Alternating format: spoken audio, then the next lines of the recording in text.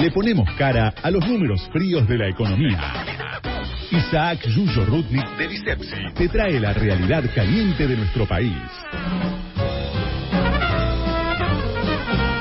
Y como todos los domingos se encuentra en línea Isaac Yuyo Rudnik, director de Lisepsi, quien nos comenta la realidad económica de nuestro país. ¿Cómo anda, Yuyo? Aquí estamos con Cecilia Boto, Pablo Mercado y Santiago Martínez Laino. Hola, un gusto hablar con ustedes como siempre, todos los domingos. Igualmente para nosotros. Contanos, ¿qué nos trajiste para hoy? Esta fue obviamente una semana cargada con bastantes novedades, algunas esperadas y otras no tanto. Bueno, la primera que mencionamos, o sea, no vamos a poder mencionar todas, pero algunas de las más importantes por lo menos. La primera que mencionamos se refiere a que se empezó a implementar, digamos, la liquidación de la que quedaba de la cosecha al precio del dólar soja, y que trajo como consecuencia la incorporación de divisas que en realidad en su segunda semana ya termina con la incorporación de unos 2.000 millones de dólares a las arcas del Banco Central, lo cual implica una mejora importante en la reserva, que está prácticamente en cero, pero igualmente es un proceso que genera dudas, porque como se sabe, el valor del dólar a 200 pesos, acordado con los dueños de los granos que tenían retenidos en sus silobolsas y empezaron a liquidar, termina el 30 de septiembre, y las dudas que se genera que va a suceder de aquí en adelante, sobre todo porque seguramente va a haber reclamos de continuidad de ese valor y también nuevos sectores que van a pretender incorporar sus exportaciones a ese valor. El otro elemento importante fue el regreso de Sergio Massa a Estados Unidos, que trae en sus mochilas un acuerdo con Estados Unidos, digamos un recorrido por las distintas oficinas de funcionarios importantes de Estados Unidos. Ya esto ya lo habíamos mencionado en la columna de la semana pasada, con acuerdos, digamos, fuertes que terminan y culminan en la reunión que tuvo con la jefa del Fondo Monetario a principios de esta semana, y que en todas estas reuniones, tanto en la que tuvo con los funcionarios norteamericanos como en la que tuvo con los funcionarios del FMI, incluida su presidenta, reafirmó la voluntad del gobierno de cumplir estrictamente con los acuerdos firmados con el fondo en su momento por Martín Guzmán. Claro. El tercer elemento que tenemos como muy importante fue la inflación. La inflación que se dio a conocer esta semana del 7% de agosto, un poco por encima de lo esperado, marca un encaminamiento de aquí a fin de año con un final de muy difícil que sea por debajo del 100%.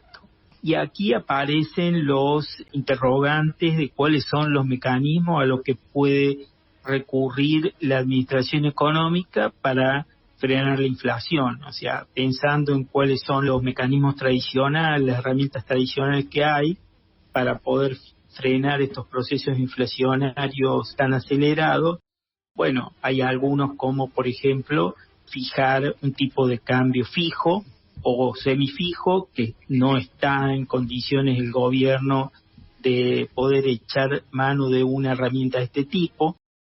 Otro mecanismo tradicional que se podría utilizar para frenar este proceso inflacionario sería el congelamiento de tarifas o el congelamiento del combustible. Bueno, justamente estamos en un proceso inverso, venimos de un congelamiento de tarifas de hecho, y esto es lo que justamente el camino que se está desandando. El gobierno apuesta entonces, y a esto es lo que se ha comprometido con el Fondo Monetario, a un ajuste fiscal y monetario bastante fuerte, bastante duro, con el que pretende, digamos, ir a una desaceleración de la economía y de esta manera llegar a una situación de estancamiento y de cercano a la recesión de aquí a fin de año, y de esta manera producir una desaceleración del avance de los precios. Pero esto tiene otra consecuencia, las consecuencias que tienen estos ajustes y esta desaceleración de la economía que terminan en recesión, que es que baja la recaudación fiscal. Si baja la recaudación fiscal, es difícil de que efectivamente se pueda producir la reducción del déficit como ellos pretenden. El otro elemento al que está recurriendo el gobierno y que va en línea con esto de impulsar un proceso de desaceleración de la economía que termine en una recesión de hecho sobre el final del año, es el aumento de las tasas de interés. Las tasas de interés se están incrementando al mismo ritmo, o pretenden incluso a un ritmo superior al de la inflación, y todo esto obviamente contribuye a la desaceleración de la economía y al desemboque en un proceso recesivo. Por último, bien, te voy a dar rápidamente un par de datos concretos que tienen que ver con el anuncio del INDEC de mitad de semana. El INDEC, cuando hace la publicación de su índice de precios al consumidor,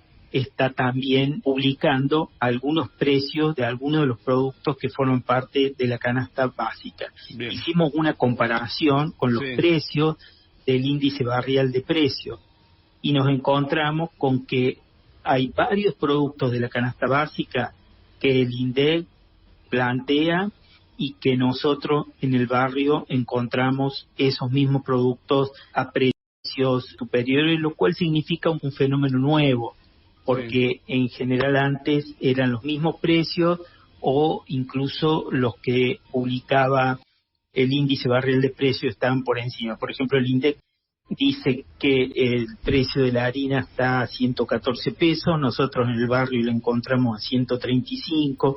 La carne picada, el INDEC publica el precio a 697, nosotros en el barrio encontramos el precio menor a 855, la leche, el INDEC publica 154, nosotros la encontramos a 170, un montón. El azúcar, 203, dice el INDEC, nosotros la encontramos a 230. Hay diferencias marcadas, lo cual confirma una tendencia de que los precios en el barrio están aumentando muy por encima del promedio de los precios generales de la economía.